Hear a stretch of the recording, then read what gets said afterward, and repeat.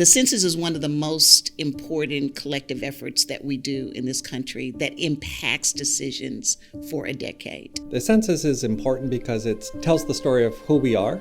This country was built on census, and when we think about the distribution of our tax dollars, to have that done in an equitable fashion, it has to be based on the census. If you think about $4,300 a person, and you think about a 30% undercount in Ward 7 and a 30% undercount of African Americans in Ward 8, and you're missing millions. Over $24 billion in federal funds are used across D.C., Maryland, and Virginia to support critical programs such as Head Start, Medicaid, and SNAP, and so many others. There are all kinds of food deserts and transportation deserts in where we live.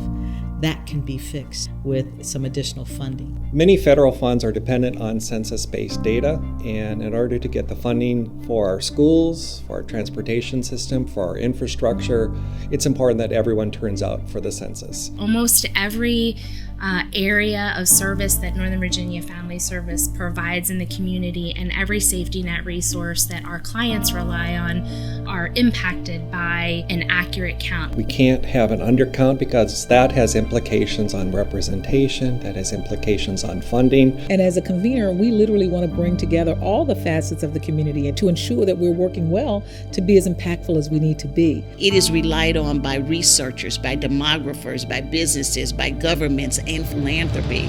I come from an immigrant family. We're all immigrants. I don't think my parents even really understand what the census is or what the purpose of it is. And so it's really critical that we're active in the census count. We don't want to deal with how you got here. We want to deal with now that you are here. What can we do to ensure that we're helping everyone achieve what they need to achieve and to be here and do what they can do for this community writ large? We're talking about Medicaid and Medicare for the fragile elderly and also for our middle-aged population that needs the care so that they can continue to have and be productive members of society with their jobs. The challenge really for this year is how to reach out to all of those populations that are maybe not connected to different systems. Everyone who is in this country deserves to be counted so that we can know as a country what we need and what we should do. And being counted is simply saying that we matter.